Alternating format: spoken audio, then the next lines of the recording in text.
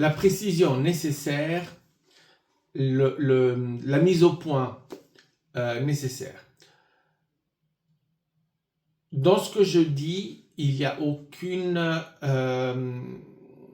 je ne suis pas en train de rendre la victime responsable de ce qui se passe, de la souffrance. Parce que je ne suis pas en train de dire qu'elle s'est victimisée ou qu'elle elle est coupable de ça. La responsabilité, si on veut, tout ça, c'est au niveau non physique, c'est au niveau de comment on s'adapte à ces règles non écrites qui font partie du collectif humain. Et le fait de croire en la souffrance, ça veut dire qu'on accepte sa présence, presque on l'invite. On s'embarque sur un chemin de développement, d'évolution, d'ascension, peu importe comment on veut l'appeler, et on est convaincu qu'on doit passer par la souffrance, qu'il va y avoir de la pesanteur, qu'il va y avoir des moments difficiles,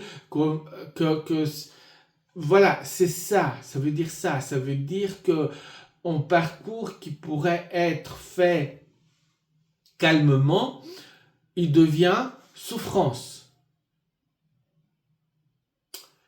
Et cette souffrance découle du fait que, vous voyez comme c'est difficile, parce qu'il faut que je choisisse mes mots. Parce que le fait que dans le collectif, il y a une croyance que la souffrance est nécessaire, cela signifie que quand je fais mon parcours évolutif, s'il n'y a pas de la souffrance, je ne crois pas avoir évolué. Ça devient tordu, c'est tordu. C'est le problème avec les croyances. Les croyances nous amènent à tordre, vraiment à déformer la réalité.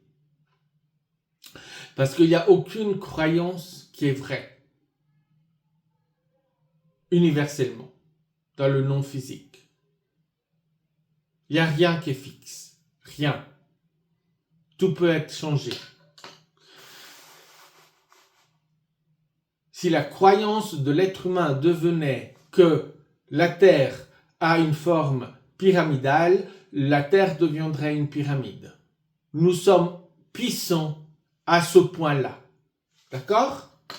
C'est une question de croyance dans le collectif humain. La forme sphérique n'est pas une loi universelle qui ne peut pas être changée.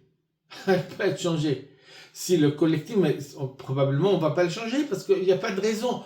Avec une forme sphérique des planètes, tout va bien. Donc il n'y a pas à changer cela.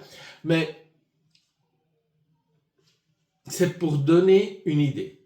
Qu'est-ce qu'une croyance qui se trouve dans le collectif humain ? Qu'est-ce que ça veut dire ?